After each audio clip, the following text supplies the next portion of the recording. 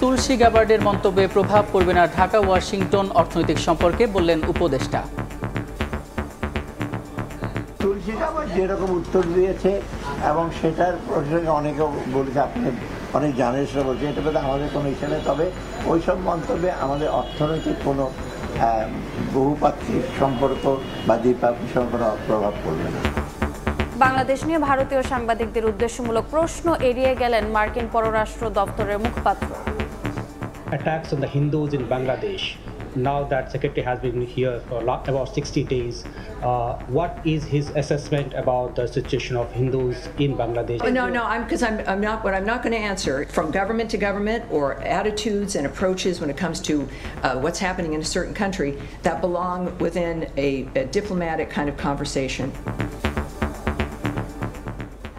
দেখছিলেন প্রধান শিরোনাম। দুপুরের সময় সঙ্গে আছি আমি সাদিক হাসান ইমন এবং আমি রোজা চৌধুরী। এবার অন্যান্য শীর্ষ সংবাদ। এবার ইফতার রাজনীতিতে সরব ইসলামী দলগুলো দীর্ঘদিন পর মুক্ত পরিবেশে কর্মকাণ্ড পরিচালনার সুযোগ পেয়ে খুশি নেতারা আগামী নির্বাচন ঘিরে জোটবদ্ধ হওয়ার ইঙ্গিত। জুলাই আন্দোলনে হামলায় জড়িত অভিযোগে জাহাঙ্গীরনগর বিশ্ববিদ্যালয়ের 9 শিক্ষক বহিষ্কার, সাবেক উপাচার্যের পেনশন বাতিল, নিষিদ্ধ ছাত্রলীগের 289 কর্মীকে শাস্তি। বিসিবির অর্থ লোপাটের অভিযোগে সাবেক সভাপতি পাপনের বিরুদ্ধে অনুসন্ধান শুরু, গ্রেফতারি পরোয়ানা নিয়েই অফিস করছেন দুদক কর্মকর্তা, অভিযোগ দিয়েও বিচার পাননি 2 নারী।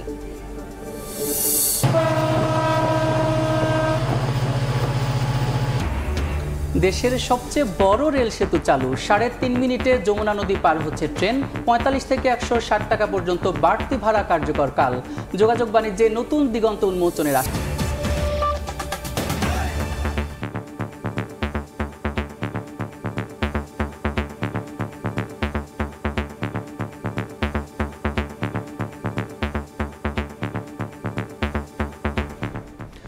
বাংলাদেশের সংখ্যালঘুদের নিয়ে মার্কিন গোয়েন্দা প্রধান তুলসী গ্যাবার্ডের মন্তব্যে বাংলাদেশ যুক্তরাষ্ট্র অর্থনৈতিক সম্পর্কে প্রভাব পড়বে না বলে জানিয়েছেন অর্থ উপদেষ্টা সালেউদ্দিন আহমেদ।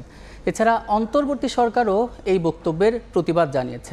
এদিকে মার্কিন পররাষ্ট্র দপ্তরের ব্রিফিংয়ে বাংলাদেশের সংখ্যালঘু নির্যাতন নিয়ে ভারতীয় সাংবাদিকদের উদ্দেশ্যমূলক প্রশ্ন কৌশলে এড়িয়ে গেছে মুখপাত্র। বিশ্বের বিভিন্ন দেশের গোয়েন্দা প্রধানদের একটি সম্মেলনে যোগ দিতে তুলসী গ্যাবার্ড সোমবার বৈঠক করেন ভারতীয় প্রধানমন্ত্রী নরেন্দ্র মোদীর সঙ্গে। একই দিন এনডিটিভি ওয়ার্ল্ডকে দেয়া এক সাক্ষাৎকারে বাংলাদেশ প্রসঙ্গে মন্তব্য করে বসেন তিনি।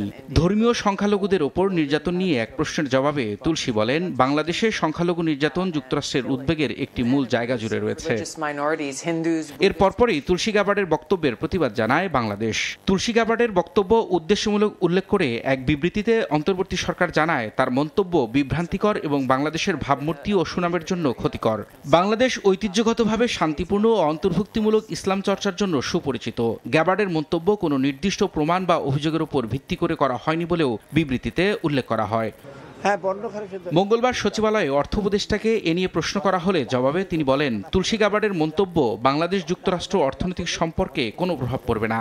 ওইসব মন্তব্যে আমাদের অর্থনৈতিক কোনো বহুপাক্ষিক সম্পর্ক বা দ্বিপাক্ষিক সম্পর্ক প্রভাব পড়বে না। Attacks on the Hindus in Bangladesh.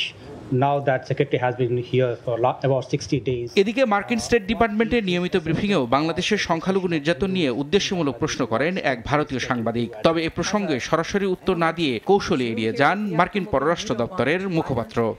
I think that the best thing to do would be to. I'm sorry? Can I reframe the question?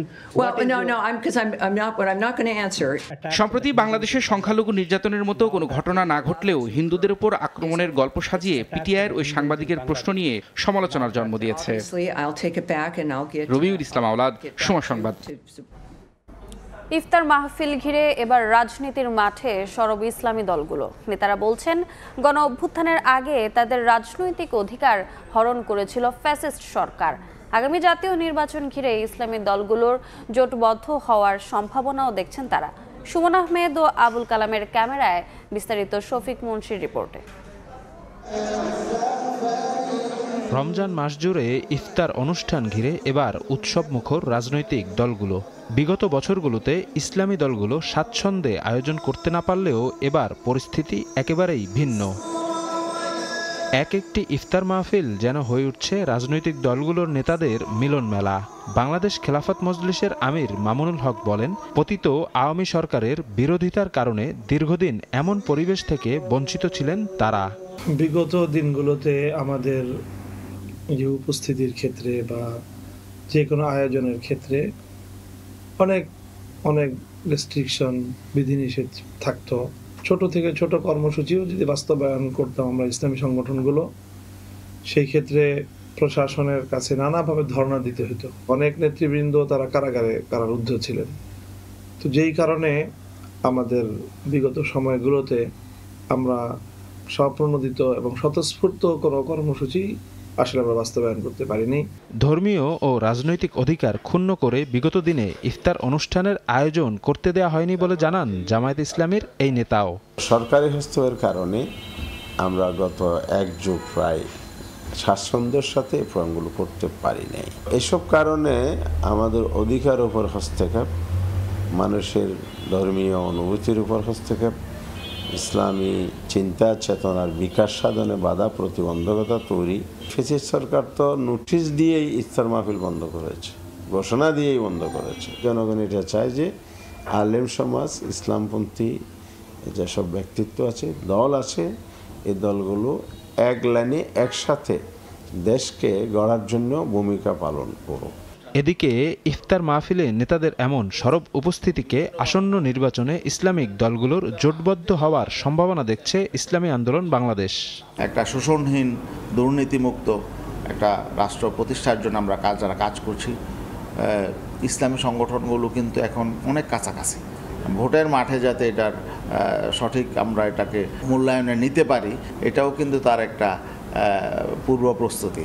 এই জন্য ইসলামী সংগঠনগুলো পারস্পরিক ভাবে কথাবার্তা বলছে, আলোচনা করছে। নেতারা বলছেন, স্বাধীনভাবে ধর্মীয় ও রাজনৈতিক কর্মকাণ্ডের এমন সুযোগ এনে দিয়েছে ২৪-এর গণঅভ্যুত্থান। শফিক মুন্সি, সময় সংবাদ, ঢাকা। নতুন রাজনৈতিক দল নিবন্ধনের জন্য আহ্বান জানিয়ে ইসির গণবিজ্ঞপ্তি কেন বাতিল করা হবে না জানতে চেয়ে রুল জারি করেছেন হাইকোর্ট। রাষ্ট্র সংস্কার আন্দোলনের প্রধান এবং সুপ্রিম কোর্টের আইনজীবী হাসনাত কাইয়ুমের করা রিটের প্রাথমিক শুনানি শেষে এই রুল জারি করেন বিচারপতি মোহাম্মদ আকরাম হোসেন চৌধুরী এবং বিচারপতি KM রাশেদুজ্জামান রাজার দ্বৈত বেঞ্চ। রিটকারী বলছেন, দলের নিবন্ধন পেতে হলে 22 জেলা এবং 100 উপজেলায় কমিটি থাকতে হবে। এই ধরনের শর্তের কারণে রাজনৈতিক দল করার অধিকারের বাইরে থেকে যেতে পারে ক্ষুদ্র নৃগোষ্ঠীর মানুষেরা। এছাড়া নিবন্ধন নীতিমালা সহজ করার সুপারিশ করেছে সংস্কার কমিশন। এর আগে এই গণবিজ্ঞপ্তি দিয়ে ঠিক করেনি নির্বাচন কমিশন।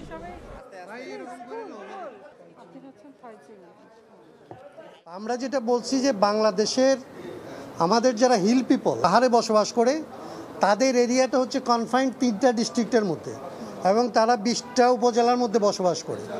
আপনি যখন এদেরকে বলবেন যে আপনাকে আসলে 22টা উপজেলা আর জেলায় আর 100টা উপজেলায় কমিটি করতে হবে, তার মানে হচ্ছে আপনি এদেরকে বাংলাদেশে একদম এক্সক্লুড করে দিচ্ছেন, যে তাদেরকে কোনো রাজনৈতিক অধিকার এই বাংলাদেশেও দিচ্ছেন না।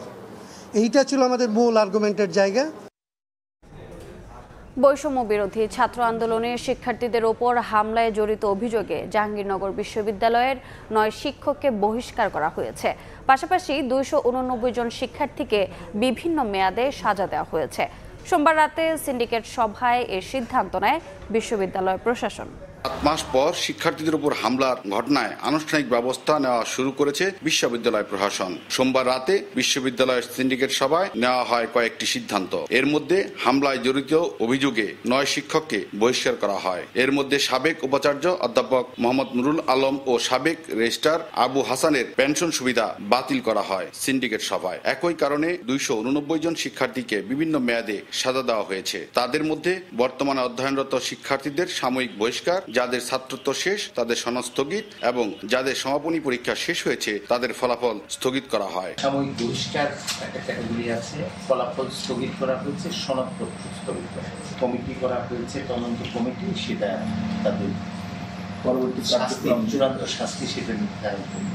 এছাড়া ক্যাম্পাসে শেখ পরিবারের সদস্যদের নামে থাকা হল ও স্থাপনার নাম পরিবর্তন ও 15 জুলাই রাত জাহাঙ্গীরনগর বিশ্ববিদ্যালয়ের কালো রাত হিসেবে ঘোষণা করে বিশ্ববিদ্যালয় প্রশাসন। মুজাফফর হোসেন জয়, সময় সংবাদ, সাভার।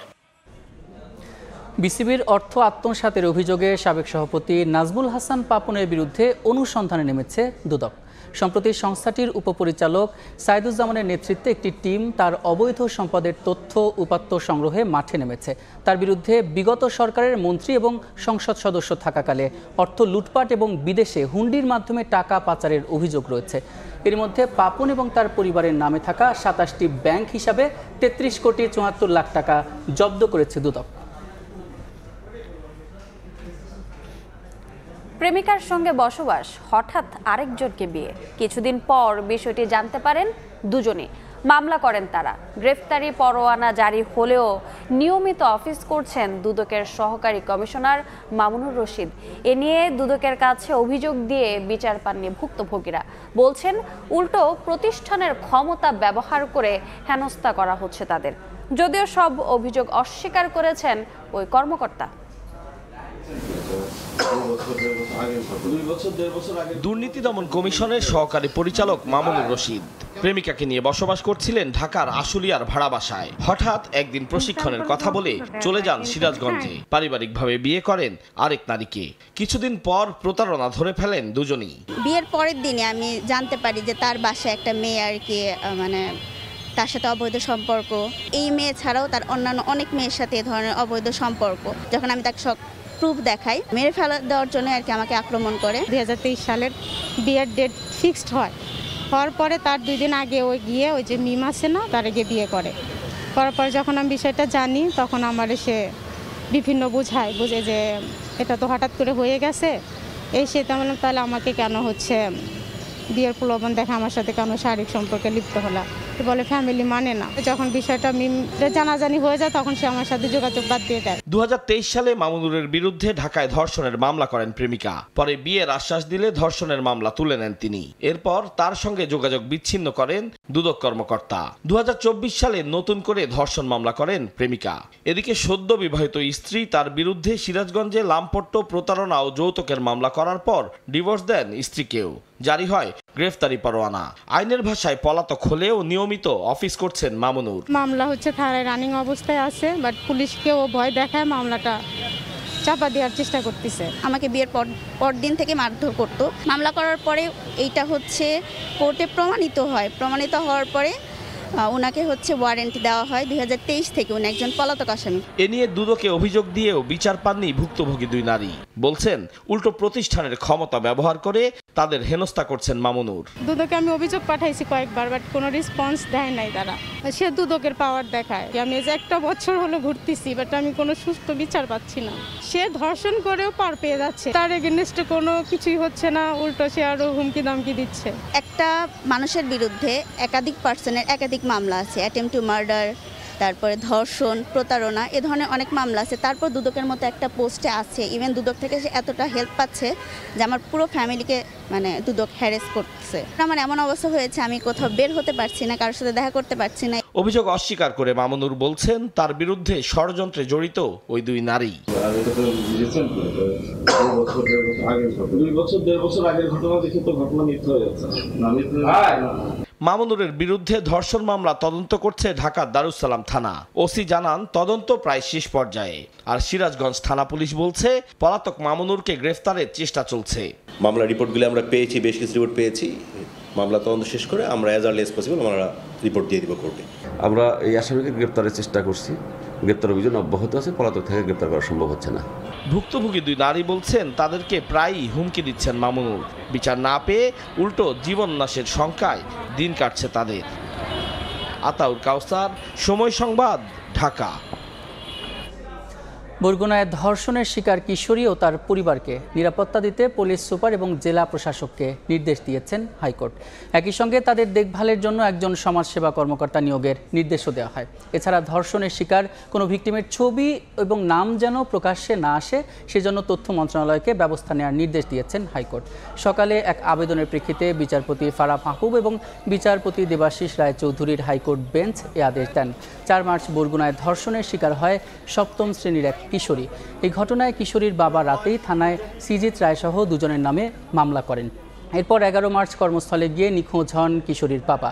ওই দিন দিবাগত রাত 12:15টার দিকে বাড়ির পাশের ঝোপ থেকে তার লাশ পাওয়া যায়। শিশুদের কোনো চিহ্নিতকরণ অথবা তাদের আইডেন্টিফিকেশন কোনো ইনফরমেশন যাতে মিডিয়ার মাধ্যমে প্রকাশ না হয় সেই ব্যাপারে যাতে ম্যাস অ্যাওয়ারনেস ক্রিয়েট করা যায়। যেই ভিকটিম মারা গিয়েছে ওনার যে বোন, তার বয়স 14, বড় বোন, সেও একজন শিশু। সেই শিশুকে যাতে অ্যাডিকুয়েট প্রোটেকশন এবং সিকিউরিটি দেওয়া হয় এবং তার ওয়েলফেয়ারের জন্য এই মর্মে একটি ডিরেকশন আদালত দিয়েছেন। 15 দিনের মধ্যে দুই উপদেষ্টা আসিফ মাহমুদ সজীব ভুঁইয়া ও মাহফুজ আলমের পদত্যাগের দাবি জানিয়েছে গণ অধিকার পরিষদ।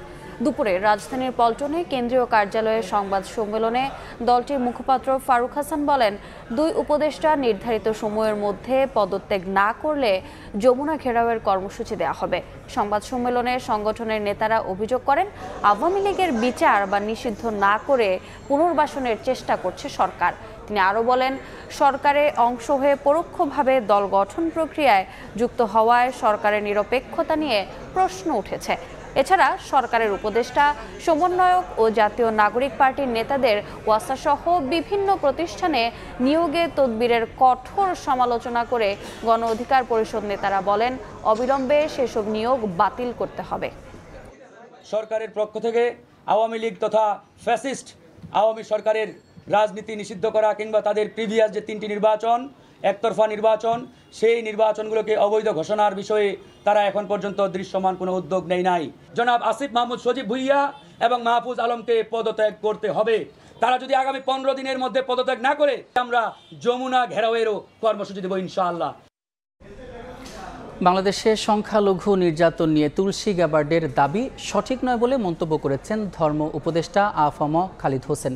তবে কিছু বিচ্ছিন্ন ঘটনা ঘটেছে জানিয়ে তিনি বলেন, এসব ঘটনায় সরকার কঠোর ব্যবস্থা নিচ্ছে। দুপুরে সচিবালয় ব্রিফিংয়ে তিনি বলেন, হিজবুত তাহরিরের বিষয়ে সরকার কঠোর অবস্থানে রয়েছে। আমরা তো বারবার এটা অস্বীকার করে আসছি যে এখানে পারসিকিউশন অফ মাইনরিটিস তারা বিদেশিরা যেভাবে বলছেন অথবা ফরেন মিডিয়া যেভাবে বলছেন সে মাত্রায় নয়, কিছু বিচ্ছিন্ন ঘটনা তো আছেই। তারপরেও আমরা অত্যন্ত সজাগ রয়েছি এবং আপনি জানেন যে কিছু মাজারেও এভাবে হামলা হচ্ছে, ভাঙচুরের ঘটনা ঘটছে। আমরা অত্যন্ত সিরিয়াস, আমরা আইন শৃঙ্খলা রক্ষাকারী বা আইনেরও দৃষ্টি আকর্ষণ করছি। আমরা যদি এই অপরাধীকে সিসি ক্যামেরার মাধ্যমে শনাক্ত করতে পারি তাহলে তাদের আইনের আওতায় এনে বিচার করব। দুপুরের সময়ে আরও থাকছে। অর্থনীতি বড় হলেও বিদেশি বিনিয়োগে খরা। অর্থ বছরের প্রথম প্রান্তিকে কমল 71%। ঘুরে দাঁড়াতে রাজনৈতিক স্থিতিশীলতা ও জ্বালানি সংকট নিরসনে জোর বিশ্লেষকদের।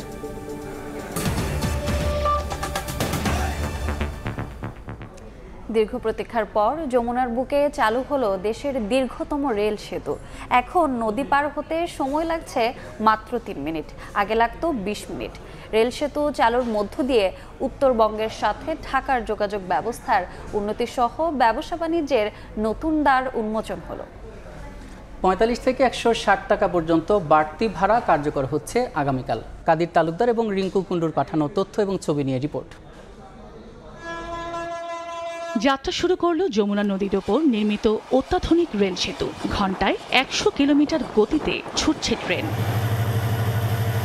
50টি পিলার আর 49টি স্প্যানের ওপর অত্যাধুনিক স্টিল প্রযুক্তির অবকাঠামোতে দাঁড়িয়ে থাকা ডাবল ট্র্যাকের সেতুটি 100 বছরের স্থায়িত্বের অঙ্গীকারে মাথা উঁচু করে জানান দিচ্ছে বাংলাদেশের সম্ভাবনাময় অগ্রযাত্রার কথা, যার শুভ সূচনা হয় মঙ্গলবার দুপুর 12টায়। যমুনা সেতুর পূর্ব পারে টাঙ্গাইল প্রান্তে ইব্রাহিমাবাদ রেল স্টেশন থেকে এই রেল সেতুর উদ্বোধন করেন রেল মন্ত্রণালয়ের সচিব ফাহিমুল ইসলাম। এরপর সেতু দিয়ে একটি স্পেশাল ট্রেনে করে বাংলাদেশে নিযুক্ত জাপানের রাষ্ট্রদূত সাইদা শিনিচি ও সাউথ এশিয়ার ডিরেক্টর জেনারেল ইতো তেরুয়াকিকে সঙ্গে নিয়ে সিরাজগঞ্জের উদ্দেশ্যে যাত্রা করেন রেল সচিব।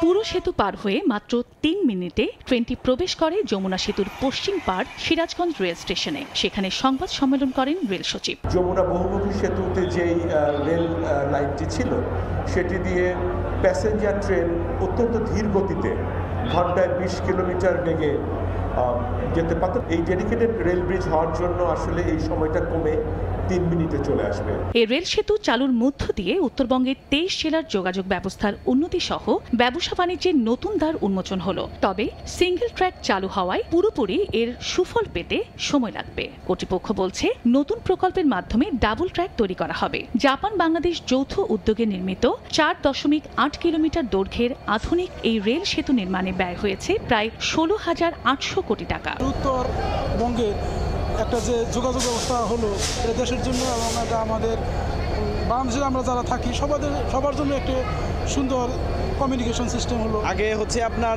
প্রায় 20-25 মিনিটে ব্রিজ পার হওয়া লাগতো, আর এখন 4-5 মিনিটে জি মানে রাস্তাটা ব্রিজটা পার হতে পারতেছে। আগে ছিল একটি ট্রেন আসার পরে ওদিক থেকে ক্রসিংয়ের জন্য বসে থাকতে হতো, বেশ সময় যাইতো এবং চেকিংয়ের জন্য বেশ সময় যেত, সেই সময়টা এখন সাশ্রয়ী হবে। এদিকে দ্রুত নদী পাড়ি দিতে উত্তরের রেল যাত্রীদের বাড়তি ভাড়া গুনতে হবে এ পথে। নতুন সেতু ব্যবহার করে চলা ট্রেনের আসন ভেদে ভাড়া বাড়ছে 45 থেকে 160 টাকা পর্যন্ত। 19 মার্চ থেকে এই বাড়তি ভাড়া কার্যকর হবে। চন্দ্র বিশ্বাস, ববি, সময় সংবাদ। আগামী 10 দিনের মধ্যে শিক্ষার্থীদের হাতে সব পাঠ্য বই পৌঁছে দেয় এবং রাখাল রাহাকে পাঠ্যপুস্তক পরিমার্জন কমিটির সদস্য সচিব পদ থেকে অপসারণের দাবি জানিয়েছে সম্মিলিত শিক্ষা আন্দোলন। সকালে এই সংগঠনের ব্যানারে জাতীয় প্রেস ক্লাবে সংবাদ সম্মেলনে অভিভাবকরা বলেন, জাতীয় শিক্ষাক্রম এবং পাঠ্যপুস্তক বোর্ডের চেয়ারম্যান রাখাল রাহাকে কারিকুলাম বাতিল আন্দোলনের পুরোধা হিসেবে জাহির করে এনসিটিবি দুর্নীতি ও ব্যর্থতা আড়াল করতে চেয়েছেন।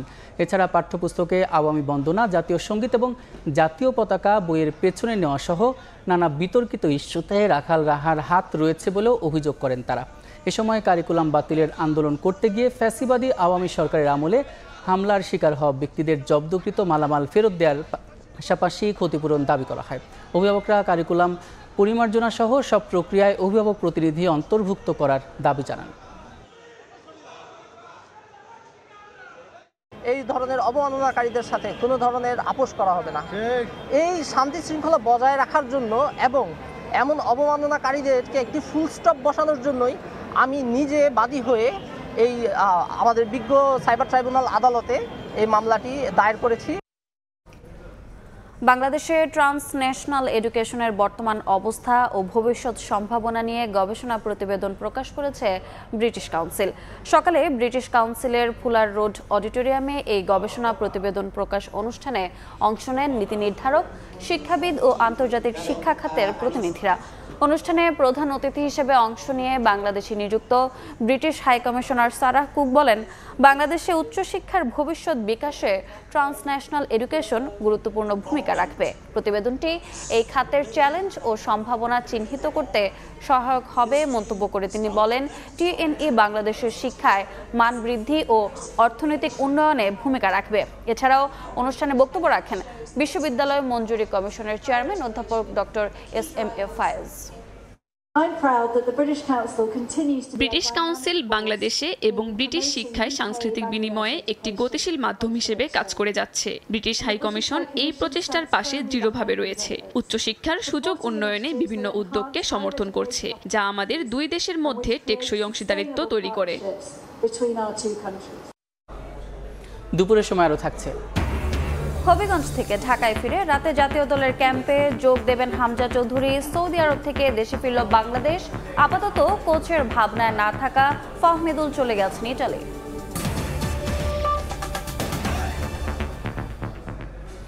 রাজধানীতে ভেজাল বিরোধী অভিযানে নেমেছে র্যাপিড অ্যাকশন ব্যাটালিয়ন র্যাব। দুপুরে কামরাঙ্গীর চরে দুটি সেমাই কারখানায় অভিযান চালানো হয়। এ সময় উৎপাদন পরিবেশ অস্বাস্থ্যকর হওয়ায় একটি কারখানা থেকে 50 এবং আরেকটি থেকে 20,000 টাকা জরিমানা আদায় করা হয়। জরিমানার বিষয়টি প্রতীকী উল্লেখ করে নির্বাহী ম্যাজিস্ট্রেট জানান, কারখানা মালিকদের সচেতন করার চেষ্টা চলছে। রমজানের বাকি দিনগুলোতেও এই অভিযান চলবে বলেও জানান তিনি।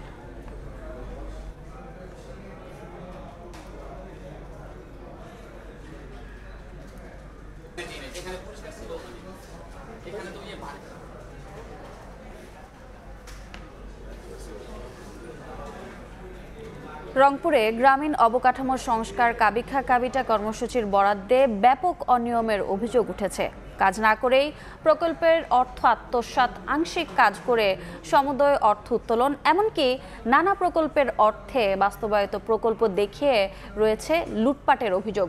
খাতা কলমে প্রকল্প বাস্তবায়ন দেখানো হলেও এসব প্রকল্প সম্পর্কে কিছুই জানেন না স্থানীয়রা।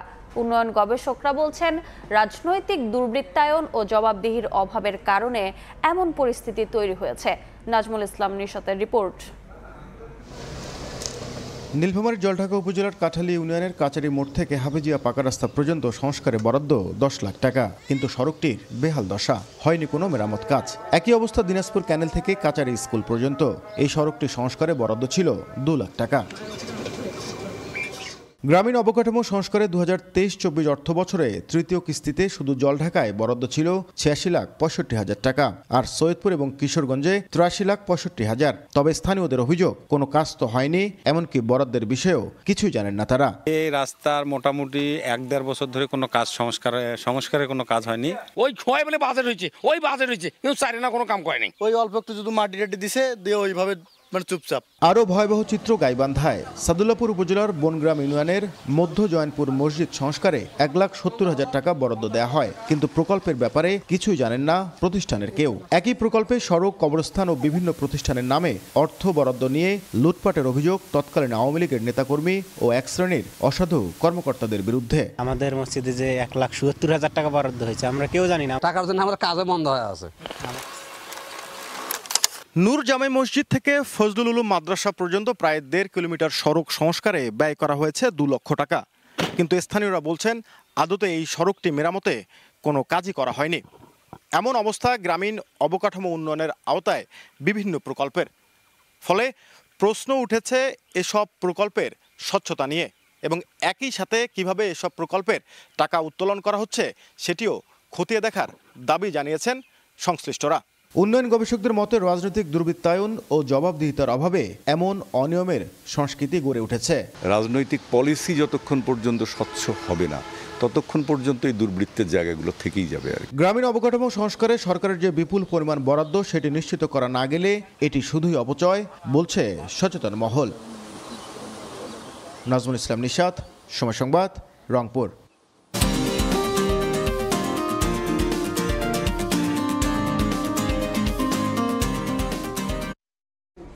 ক্রেতার কথা মাথায় রেখে এবারের ঈদে বৈচিত্র্যময় পোশাকের পসরা সাজিয়েছে ফ্যাশন হাউসগুলো।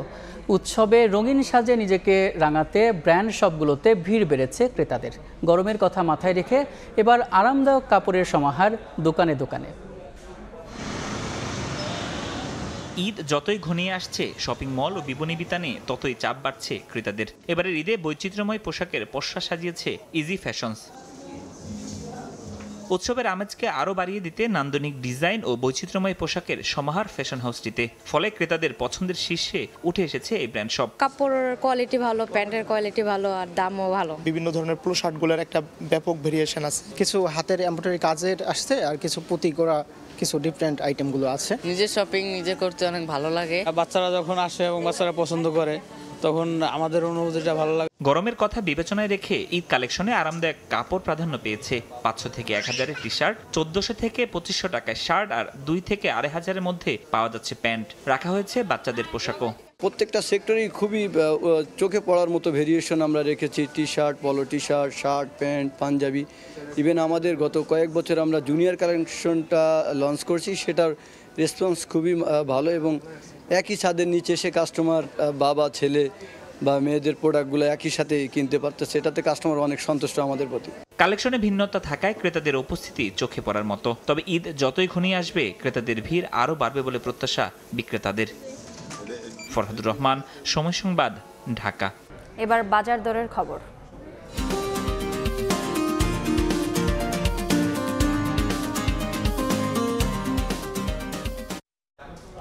গেল 7 দিনে রাজধানীর বাজারে কমেছে পাম ও সয়াবিন তেলের দাম, এমন খবরই দিয়েছে সরকারি বিপণন সংস্থা টিসিবি।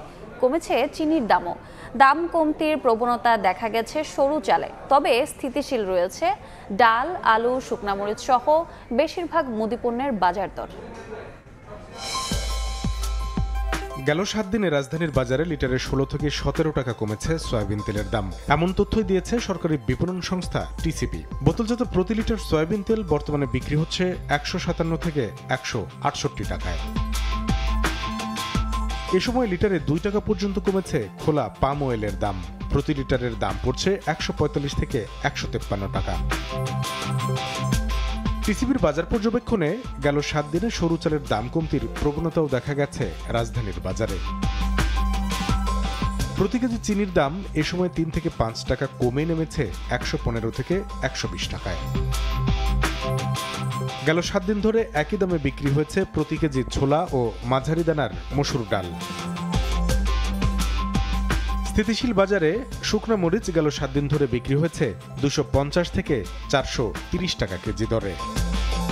কামরুল হাসান সবুজ, সময় সংবাদ, ঢাকা। আপেল, আঙুর, মাল্টা সহ বিদেশি তাজা ফল আমদানিতে সম্পূরক শুল্ক 30 থেকে কমিয়ে 25% করেছে জাতীয় রাজস্ব বোর্ড এনবিআর। আগামী 30 জুন পর্যন্ত এই সুবিধায় ফল আমদানি করতে পারবেন ব্যবসায়ীরা। এছাড়া 5% আগাম করও মওকুফ করা হয়েছে। সোমবার রাতে এ সংক্রান্ত আদেশ জারি করেছে রাজস্ব বোর্ড। গত 9 জানুয়ারি আমদানি করা ফলের ওপর সম্পূরক শুল্ক 20 থেকে বাড়িয়ে 30% করা হয়েছিল। এতে প্রভাব পড়ে বিদেশি ফলের দামে, যাতে বেড়ে যায় দেশি ফলের দামও।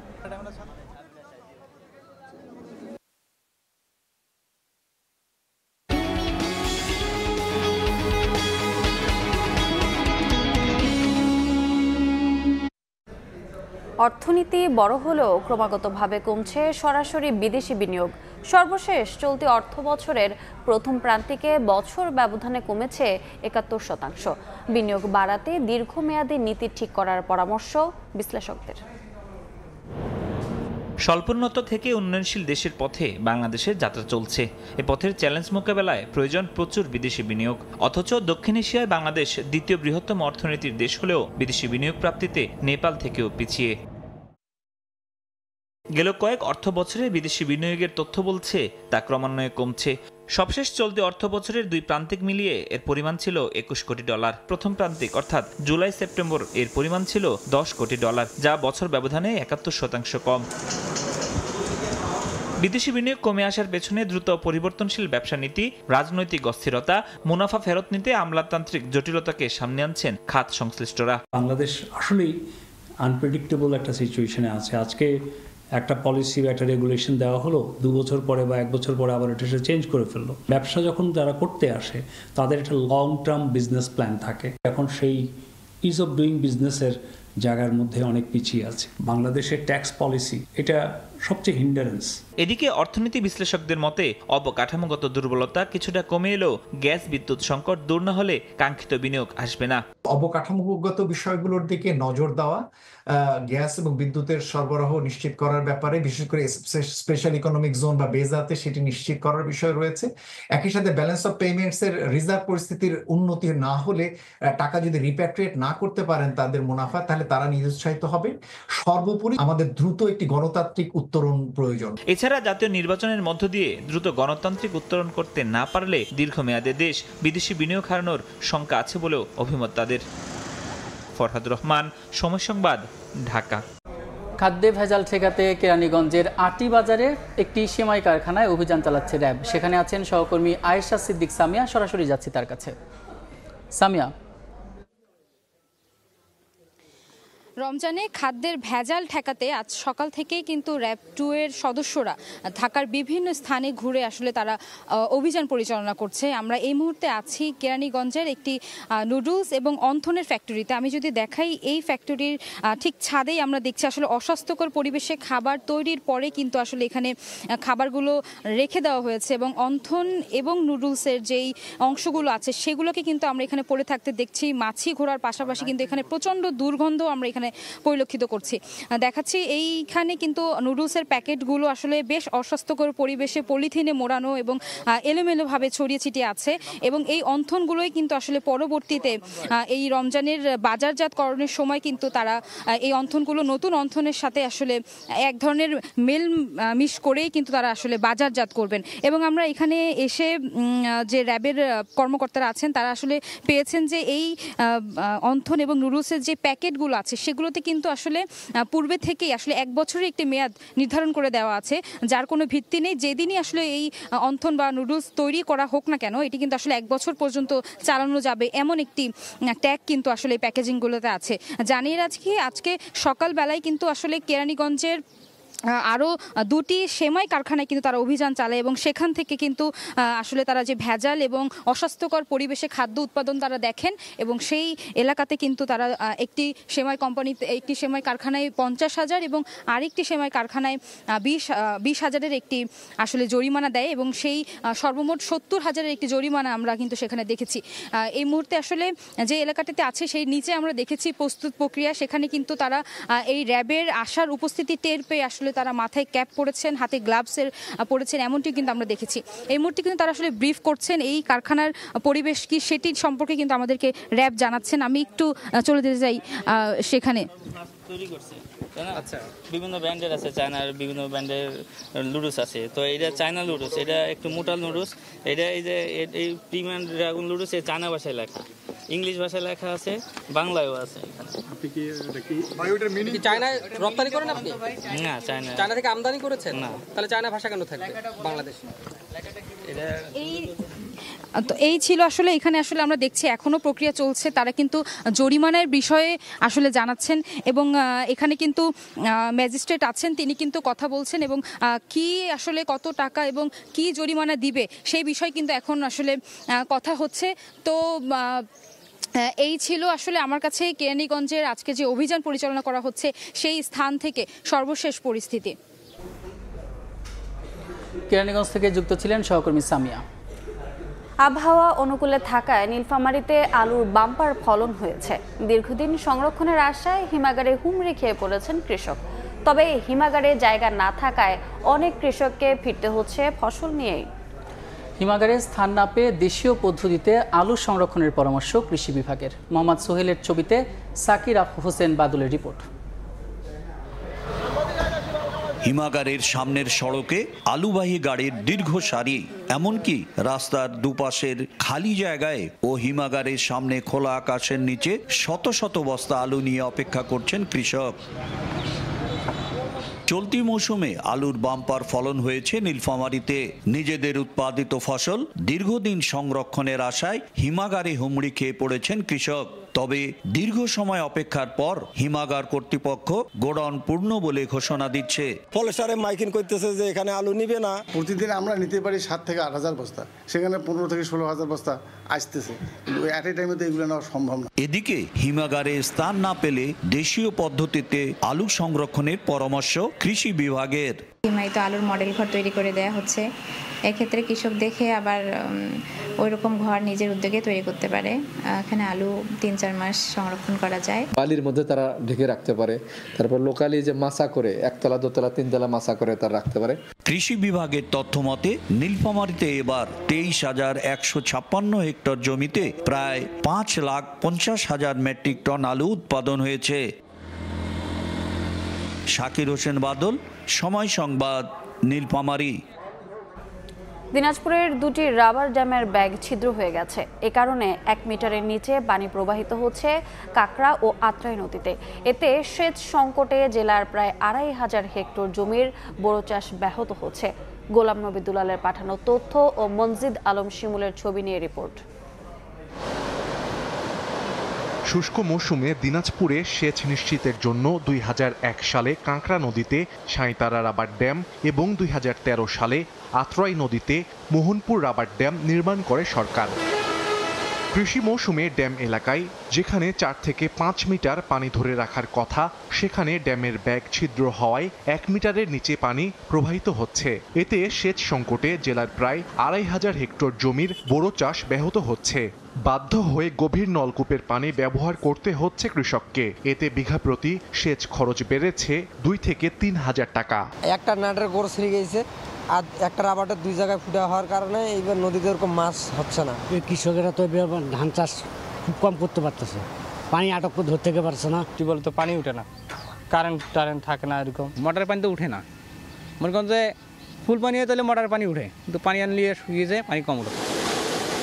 নদীতে স্বাভাবিক পানির প্রবাহ না থাকায় অনেক পাম্প বন্ধ হয়ে গেছে। তবে উৎপাদন অব্যাহত রাখতে নলকূপের পানি দিয়েই সেচ দেওয়ার পরামর্শ কৃষি বিভাগের। কৃষক এবং সাধারণ চাষিরা যারা খুব অসহায় এবং বিদ্যুৎ খরচও অনেক বেশি, পানি কম, মানে যার কারণে খুব ক্ষতিগ্রস্ত হচ্ছে। ডিপ মেশিন বা শ্যালো মেশিন এই ধরনের মেশিন দিয়ে আপাতত পানিটা দিয়ে রাখেন যাতে আমাদের ধান আবাদে কোনো ব্যাঘাত না ঘটে। উপজেলা প্রশাসন সহ এলজিইডির মাধ্যমে আমরা কথা বলছি যে কিভাবে অতি দ্রুত এই রাবারটা ঠিক করা যায়। রাবার ড্যামের ত্রুটি ঠিক করতে ঊর্ধ্বতন কর্তৃপক্ষকে অবহিত করার কথা জানায় এলজিইডি। সদর দপ্তর থেকে এই রাবার ব্যাগগুলো চেঞ্জ করার জন্য আমাদের অনুমোদন দেয়। 24 মার্চ দরপত্র আমরা গ্রহণ করলে দরপত্র মূল্যায়ন করে আমরা কার্যাদেশ দিলে আশা করছি এই মৌসুমেই আমরা রাবার ব্যাগগুলো চেঞ্জ করে ফেলতে পারবো। দিনাজপুরের দুটি রাবার ড্যাম থেকে পানি নিতে বিএডিসি ও বরেন্দ্র বহুমুখী উন্নয়ন কর্তৃপক্ষ আত্রাই, কাঁকড়া ও চিরি নদীর উভয় পাশে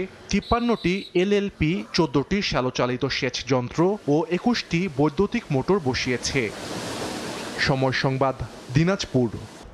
এবার খেলার খবর। এখনও নিজ বাড়ি হবিগঞ্জ বাহুবলের স্নানঘাটে আছেন হামজা চৌধুরী। আজ রাতে ঢাকা আসার কথা রয়েছে তার। বাফুফের সূত্র জানিয়েছে রাতেই টিম হোটেলে যোগ দেবেন তিনি। গতকাল দুপুরে বাংলাদেশে আসার পর সিলেট থেকে সরাসরি হবিগঞ্জে চলে যান হামজা। সেখানে নিজ বাড়িতে পরিবারের সঙ্গে অবস্থান করছেন তিনি। গতকাল হাজারো মানুষের ভালোবাসায় সিক্ত হয়েছেন হামজা। 19 মার্চ বাংলাদেশ দলের সঙ্গে প্রথমবারের মতো অনুশীলনে করার কথা রয়েছে তার। সে সময় সংবাদ মাধ্যমের সঙ্গেও কথা বলবেন ভারত ম্যাচ নিয়ে। ভারতের বিপক্ষে এশিয়ান কাপ বাছাইয়ের ম্যাচ সামনে রেখে সৌদি আরবে প্রায় 2 সপ্তাহের কন্ডিশনিং ক্যাম্প শেষে দেশে ফিরেছে বাংলাদেশ জাতীয় ফুটবল দল। তবে ঢাকায় ফিরেনি ফাহমিদুল ইসলাম, চলে গেছেন ইটালিতে। ফাহমিদুলকে প্রতিভাবান বললেও হেড কোচ হ্যাভিয়ার কাবরেরা তাকে আরও সময় দেওয়ার পক্ষে। বলেছেন হামজার সঙ্গে হচ্ছে নিয়মিত যোগাযোগ, তাকে পাঠানো হয়েছে ভারত ম্যাচের ফুটেজও। চোখে ভ্রমণ ক্লান্তি, তবে অবয়বে স্বস্তি। দেশের ফুটবলে চলছে হামজা ইফেক্ট। উজ্জীবিত গোটা দল, জেটল্যাগ তাই ছুঁতে পারল কই। 29 ফুটবলার পাক্কা, 12 দিনের অনুশীলন। স্থানীয় ক্লাবের বিপক্ষে ছিল প্রস্তুতি ম্যাচও। ভারতের বিপক্ষে বিগ ক্ল্যাশের আগে ফিফা প্রীতি ম্যাচ খেলতে না পারার অপূর্ণতা হয়তো খুঁজবে না, বাকি সব ঠিকঠাক। বিমানবন্দরে নেমে গণমাধ্যমের আগ্রহের কেন্দ্রে ছিলেন আরও এক প্রবাসী ফুটবলার ফাহমিদুল ইসলাম। ক্যামেরার উন্মুখ লেন্স ঠিকই খুঁজেছে তাকে। অবশ্য পরে জানা গেছে আপাতত কোচের পরিকল্পনায় না থাকায় ইতালিতেই ফিরে গেছেন এই তরুণ। তার প্রতিভা নিয়ে কোনো প্রশ্ন নেই হ্যাভিয়ার কাবরেরার, তবে তাড়াহুড়ো নয়। ডেবুর জন্য ফাহমিদুলকে দিতে চান আরও সময়।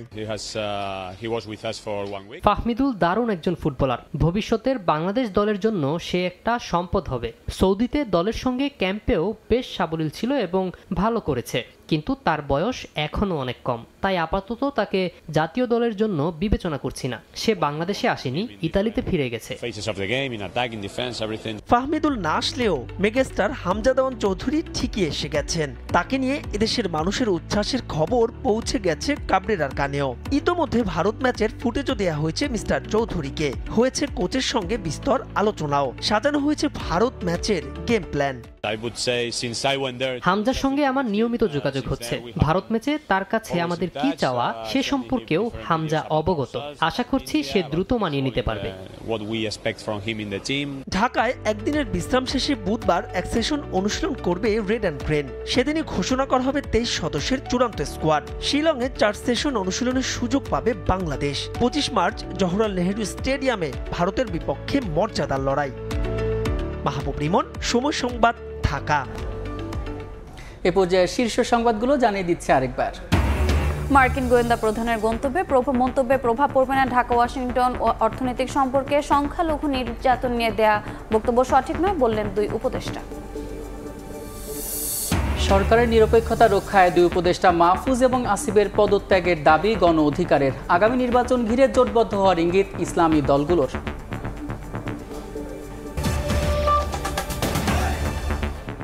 এই ছিল দুপুরের সময়। সঙ্গে থাকুন সময়ের।